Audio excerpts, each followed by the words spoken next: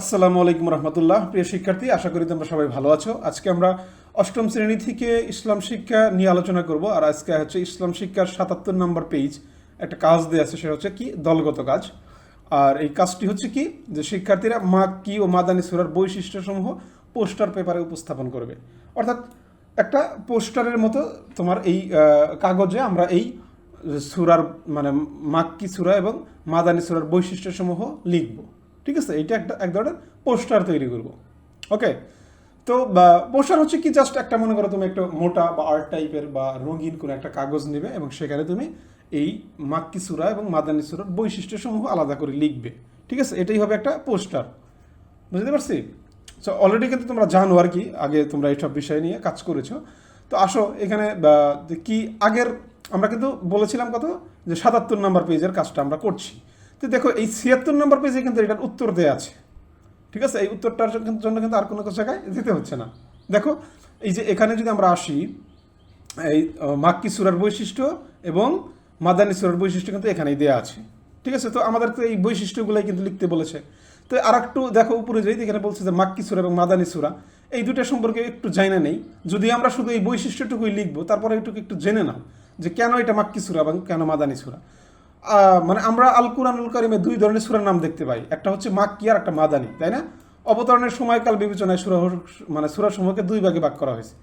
এখন আমরা মাক্কি ও মাদানী সূরার পরিচয় সম্পর্কে জানবো। অর্থাৎ যেসব সূরা মনে করো মক্কায় মানে অবতীর্ণ হয়েছে, এগুলোকে বলা হয় মাক্কি সূরা। মানে রাসূলুল্লাহ সাল্লাল্লাহু আলাইহি ওয়াসাল্লাম মক্কা থেকে মদিনায় হিজরতের পূর্বে যে সকল সূরা অবতীর্ণ হয়েছে তাকে মাক্কি সূরা বলে। আর এটা হচ্ছে সর্বমোট ৮৬টি সূরা। কুরআন শরীফে মোট ১১৪টি সূরা থেকে ৮৬টি সূরা হচ্ছে মক্কায় অবতীর্ণ। ঠিক আছে, তার মানে মাক্কি সূরা। আর মাদানী সূরা কি বলছে, যে রাসূলুল্লাহ সাল্লাল্লাহু আলাইহি ওয়াসাল্লাম মদিনায় হিজরতের পর যে সকল সূরা অবতীর্ণ হয়েছে সে সকল সূরা হচ্ছে মাদানী সূরা। আর এটা হচ্ছে ১১৪টা থেকে ২৮টি সূরা। হ্যাঁ, তো আসলে এবার আমরা ফাইনাল কাজে যাই। অর্থাৎ এইটুকু আমরা পোস্টারে অন্তর্ভুক্ত করব। জাস্ট দেখো এখানে যেই বৈশিষ্ট্যগুলো আছে সেই বৈশিষ্ট্যগুলো তোমরা তোমাদের ওই পোস্টারে লিখবে। মাক্কি সূরার বৈশিষ্ট্য একটা বৈশিষ্ট্য কি, যে মাক্কি সূরার সময় তাওহীদ ও রিসালাতের আলোচনা প্রাধান্য পেয়েছে। ২ নাম্বার, এই সূরাগুলোতে কিয়ামত, জান্নাত এবং জাহান্নাম তথা আখিরাতের প্রাধান্য পেয়েছে। এরপরে মাক্কি সূরার সময়ে শিরক কুফুরের পরিচয় বর্ণনা করে এগুলোর অসারতা প্রমাণ করা হয়েছে। তারপরে এই সূরাগুলোতে মুশরিক কাফিরদের বিভিন্ন ধরনের প্রশ্নের উত্তর দেওয়া আছে। এটা কি মাক্কি সূরা সমূহে পূর্ববর্তী মুশরিক ও কাফেরদের হত্যাযজ্ঞের কাহিনী, ইয়াতীমদের সম্পদ হরণ করা, কন্যা সন্তানকে জীবন্ত কবর দেওয়া ইত্যাদি কুপ্রথার বিবরণ করা হয়েছে।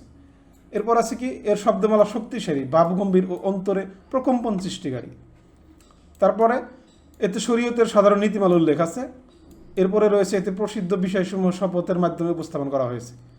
তারপর ৯ নম্বরে কি, মাক্কি সূরার সময় সাধারণত আকারে ছোট এবং আয়াতগুলো তুলনামূলকভাবে ছোট।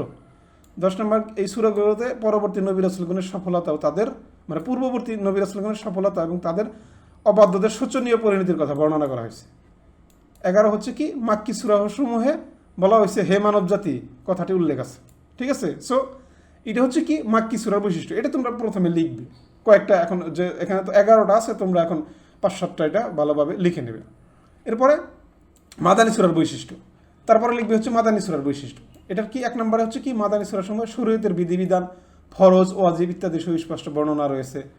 ২ নম্বর, এতে আহলে কিতাবের পথভ্রষ্টতা ও তাদের কিতাব বিকৃত হওয়ার কথা বর্ণনা করা হয়েছে। ৩ নম্বর হচ্ছে মাদানী সূরার সময়ে নিফাকের পরিচয় ও মুনাফিকদের ষড়যন্ত্রের কথা উল্লেখ করা আছে। ৪ নম্বর, এই সূরাগুলোতে ব্যক্তিগত, পারিবারিক, সামাজিক, জাতীয়, আন্তর্জাতিক ও সাংস্কৃতিক নীতিমালা বর্ণিত হয়েছে। এতে পারস্পরিক লেনদেন, উত্তরাধিকার, আইন ব্যবসা, ক্রয় বিক্রয় সহ যাবতীয় অর্থনৈতিক কর্মকাণ্ডের বিধান রয়েছে। মাদানী সূরার সময় আয়াতসমূহ তুলনামূলকভাবে দীর্ঘ, অর্থাৎ মাক্কি সূরার চেয়ে বড়। তারপরে কি, এই সূরাগুলোতে ইবাদতের রীতিনীতি, সালাত, সাওম, হজ, যাকাত ইত্যাদি বিষয়ে বর্ণনা করা আছে। মাদানী সূরাসমূহে ইহুদি খ্রিস্টানদের ইসলামের প্রতি আহ্বান জানানো হয়েছে। মাদানী সূরার সময় বিচার ব্যবস্থা, দণ্ডবিধি, জিহাদ, রাষ্ট্রনীতি ইত্যাদি বিষয়ে আলোচনা করা হয়েছে। মাদানী সূরাসমূহে বলা হয়েছে হে ঈমানদারগণ কথাটি উল্লেখ আছে। তো হালাল ও হারাম সংক্রান্ত বর্ণনা প্রাধান্য পেয়েছে। ঠিক আছে, এখন এই যে দেখো ১১টা করে এখানে দেয়া আছে, বৈশিষ্ট্য দেওয়া আছে, এগুলো তোমরা তোমাদের ওই পোস্টার পেপারে তোমরা লিখবে। ঠিক আছে, তার মানে তোমাদের এই সমাধানটা কিন্তু বইয়ের ভেতরেই দেওয়া আছে, সেটা হচ্ছে ৭৬ নম্বর পেজে। আশা করি তোমরা এই ব্যাপারটা বুঝতে পেরেছো এবং এটার সমাধান তোমরা পেয়েছো। সো আজকের ভিডিওটা আর দীর্ঘ করছি না, সবাই ভালো থাকো, সুস্থ থাকো, আল্লাহ হাফেজ।